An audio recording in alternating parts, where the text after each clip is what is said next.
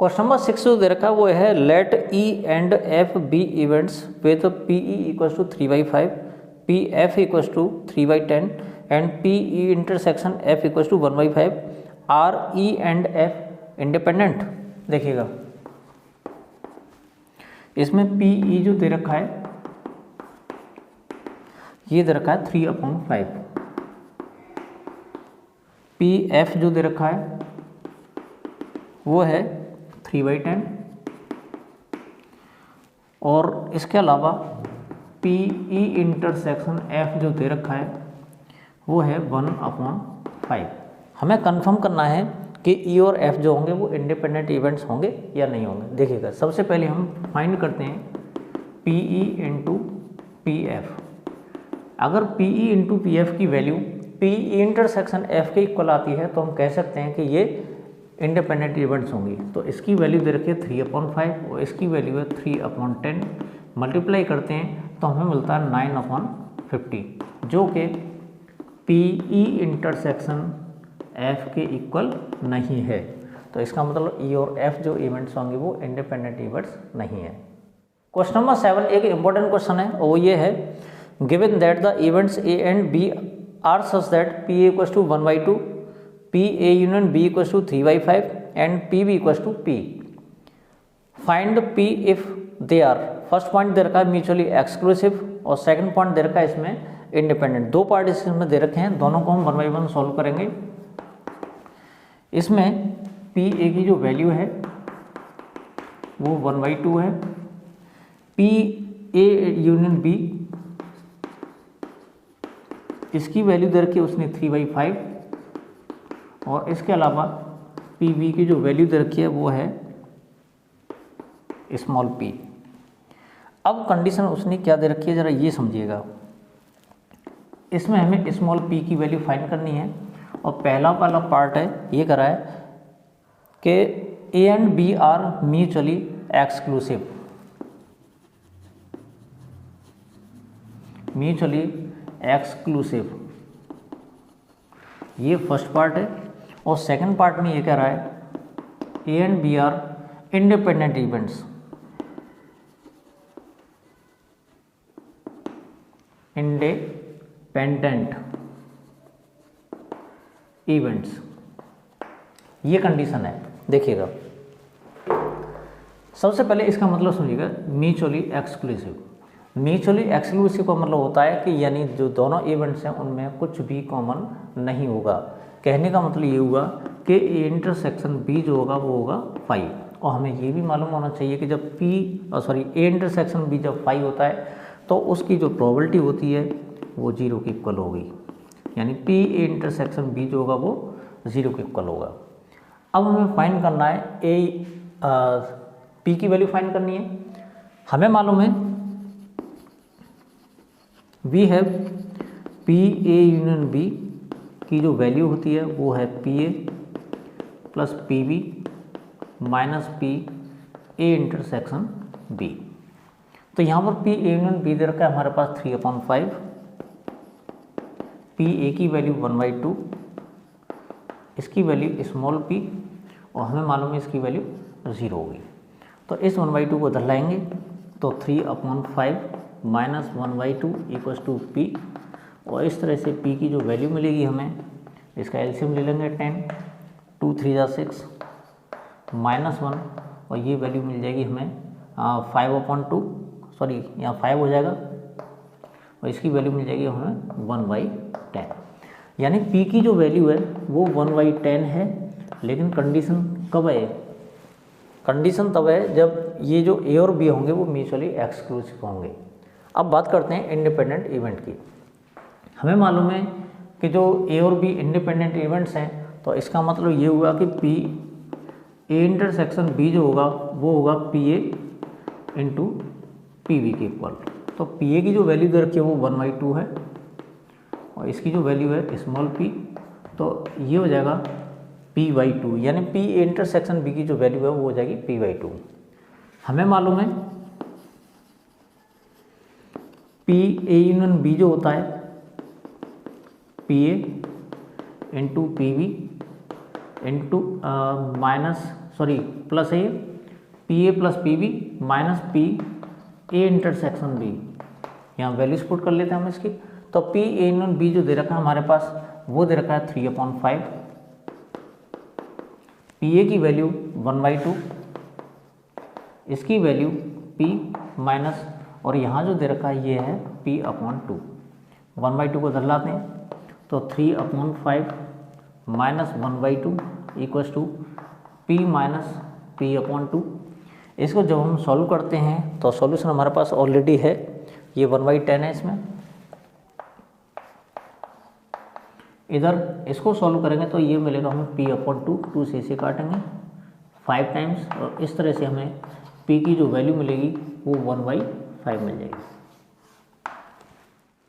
Question number 8 की बात कर लेते हैं। क्वेश्चन नंबर बहुत ही इंपॉर्टेंट क्वेश्चन है, और क्वेश्चन ये है कि let A and B be independent events with P A equals to 0.3 and P B equals to 0.4, find P A intersection B, P A union B, P A Y B and P B Y A. इसमें 4 parts दे रखे हैं, और P A की जो value है हमारे पास वो है 0.3, पी बी की जो वैल्यू है वो है 0.4, और इसके अलावा A and B are independent events. तो इसका मतलब ये होता है कि पी ए इंटरसेक्शन बी की जो वैल्यू होगी वो होगी P A into P B. यहाँ वैल्यूज पुट कर सकते हैं इसकी। पी ए की वैल्यू दे रखी है 0.3, ये दे रखी है 0.4, और आंसर आ जाएगा 0.12, जो कि इसका ये पहला वाला पार्ट है। सेकंड वाले पार्ट की बात कर लेते हैं। तो सेकंड वाला पार्ट है हमारे पास पी ए यूनियन बी। तो पी ए यूनियन बी का जो फॉर्मूला होता है वो होता है P A plus P B minus P A intersection B. यहाँ वैल्यूज पुट कर लेते हैं। 0.3 ये दे रखा है, 0.4 ये दे रखा है, माइनस 0.12, दोनों को ऐड कर लेंगे तो ये जगह 0.7 माइनस 0.12, और इसको सॉल्व करेंगे तो 0.58। थर्ड वाले पार्ट में वो करेगा P A Y B find कीजिएगा, यानी ये कंडीशनल प्रोबेबिलिटी है। तो हमें मालूम P A intersection B divided by P B, ये इसका फॉर्मूला होता है। तो पी इंटरसेक्शन बी की जो वैल्यू है हमारे पास वो है 0.12 अपॉन पी बी की जो वैल्यू है हमारे पास वो है 0.4। तो एक 0 बढ़ा लेंगे, यानी ये हो जाएगा 12/40। 4 से डिवाइड कर लेंगे इसको, 4 10 जा और 4 3 जा, आंसर आ जाएगा 3/10। अब वो बात कर रहा है कि इसकी फोर्थ वाला पार्ट है हमारे पास P B Y A. P B Y A, इसका फॉर्मूला वही है P A intersection B divided by P A, conditional probability का फॉर्मूला है। पी इंटरसेक्शन बी की वैल्यू 0.12 अपॉन, और 0. इसकी वैल्यू 3 दे रखी है, यानी ये हो जाएगा 0.12 अपॉन 0.30, पॉइंट हटा लेंगे इसका 12/30, और आंसर आ जाएगा हमारे पास 6 2 जा और 6 5 जा, आंसर 2/5। क्वेश्चन नंबर 9 है हमारे पास, if A and B are two events such that P A equals to 1/4, P B equals to 1/2 and P A intersection B equals to 1/8, find P not A and not B. देखिएगा इसमें P A जो दे रखा है वो है 1/4, P B 1/2, और इसके अलावा पी ए इंटरसेक्शन बी ये दे रखा है 1/8। ये कंडीशन है, और वो कह रहा है कि P not A and not B, not A and not B, इसकी बात कर रहा है। तो सबसे पहले हम क्या करेंगे, इसको थोड़ा सिंप्लीफाई कर लेते हैं। नॉट ए का मतलब होता है ए डैश एंड इंटरसेक्शन, और नॉट बी का मतलब होता है बी डैश। आप लोगों को ध्यान होगा डेमॉर्गन थ्योरम से ये जो A dash intersection B dash है, इसको हम लिख सकते हैं ए यूनियन बी का whole dash, A union B का होल डैश। अब हमें मालूम है इसकी जो वैल्यू होती है वो होती है 1 minus P A union B, 1 minus, और पी ए यूनियन बी जो होता है वो होता है P A plus P B minus P A intersection B. Values put कर लेते हैं इसमें। पी ए की वैल्यू दे रखी है 1/4, इसकी वैल्यू 1/2 और इसकी वैल्यू 1/8। सॉल्व कर लेते हैं इसको। 1 माइनस एलसीएम 8 आ जाएगा, 4 2 जा 2 4 जा और 8 1 जा 8। 1 माइनस 4 प्लस 2 6, 6 माइनस 1 5 अपॉन 8, और सॉल्व करेंगे इसको तो आंसर आ जाएगा 3/8। क्वेश्चन नंबर 10 एक बहुत ही अच्छा क्वेश्चन है, और वो ये है events A and B are such P equal to 1/2, P B equal to 7/12 and P not A और not B equal to 1/4, state whether A and B are independent. देखिएगा इसमें पी ए की जो वैल्यू दे रखी है वो दे रखी है 1/2, पी बी की जो वैल्यू दे रखी है वो दे रखी है 7/12, और उसके अलावा पी नॉट ए और not B, P not A और नॉट बी, इसकी जो वैल्यू दे रखी है वो दे रखी है 1/4। तो बताइए कि ए और बी इंडिपेंडेंट हैं या नहीं है। देखिए जब भी दो इवेंट्स इंडिपेंडेंट होती हैं तो दोनों का P A into P B निकालेंगे तो पी ए इंटरसेक्शन बी के इक्वल आना चाहिए। तो यहाँ पर सबसे पहले हमें जरूरत पड़ेगी पी ए इंटरसेक्शन बी की। तो उसके लिए हम क्या करेंगे, इसको सिंप्लीफाई कर लेते हैं। तो पी नॉट ए का मतलब ए डैश और है यहाँ पर, तो ये यूनियन हो जाएगा और ये हो जाएगा B dash equal to 1/4। De Morgan theorem से इसको लिख सकते हैं हम पी ए इंटरसेक्शन बी का होल डैश 1/4, और इसकी जो वैल्यू होती है वो होती है 1 minus P A intersection B. ये 1/4, इसको उधर ले जाएंगे, इसको यहाँ ले आएंगे, तो 1 minus 1/4 equal to P A intersection B, और इस तरह से हमें पी ए इंटरसेक्शन बी की जो वैल्यू मिलती है वो मिलती है 3/4।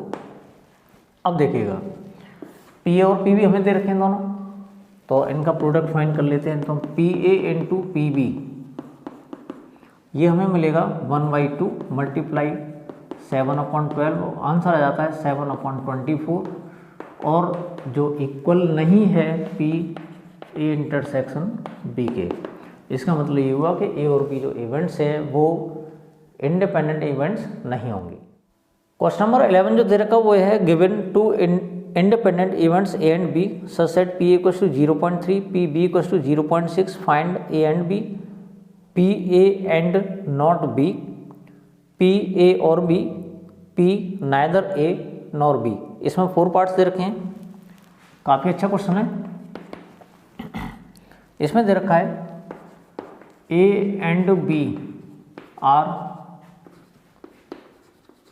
इंडिपेंडेंट। इसका मतलब ये हुआ कि पी ए इंटरसेक्शन बी की जो वैल्यू होगी वो P A into P B की इक्वल होगी, और पी ए की जो वैल्यू दे रखी है इसमें वो दे रखी है 0.3 और ये दे रखी है 0.6, यानी आंसर आ जाएगा 0.18। ये हमारे पास answer P A intersection B का, जो कि इसका फर्स्ट पार्ट भी है।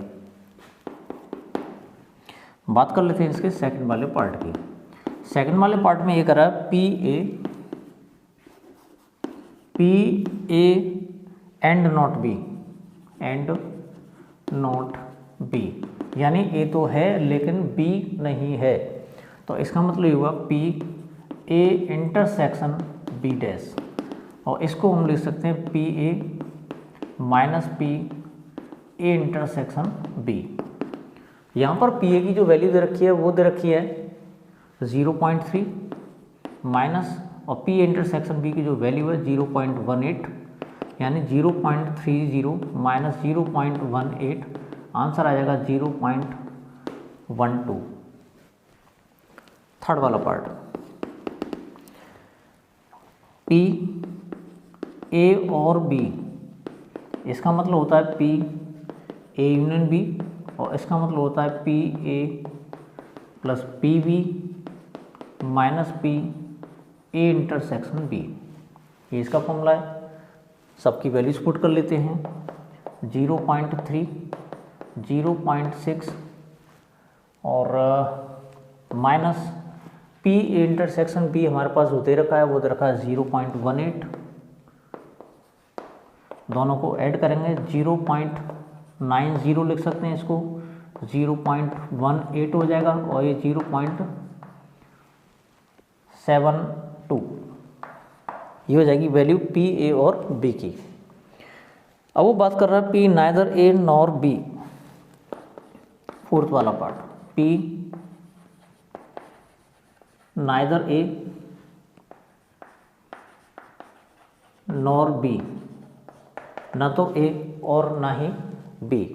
तो उसके लिए हम क्या करेंगे, 1 माइनस पी ए और बी, यानी 1 minus P A union B, 1 minus, अब पी ए यूनियन बी की वैल्यू हमने अभी अभी निकाली है 0.72, इसको 1 में से माइनस कर लेंगे और ये हो जाएगा 0.28, यानी ये जो वैल्यू होगी हमारे पास वो होगी P neither A nor B, यानी ना तो ए और ना ही बी।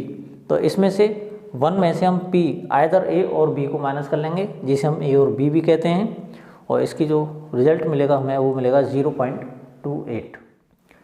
क्वेश्चन नंबर 12 देख लेते हैं। क्वेश्चन नंबर 12 में ये कह रहा है a die is tossed thrice, find the probability of getting an odd number at least once. देखिए इस क्वेश्चन को थोड़ा सा लॉजिकली हम सीखने की कोशिश करेंगे। देखिए, when a die is tossed once, जब हम किसी डाई को एक बार टॉस करते हैं तो उसका जो सैंपल स्पेस बनता है हमारे पास वो बनता है 1 2 3 4 5 6। इसमें से 3 नंबर्स ऑड हैं और 3 नंबर्स इवन हैं।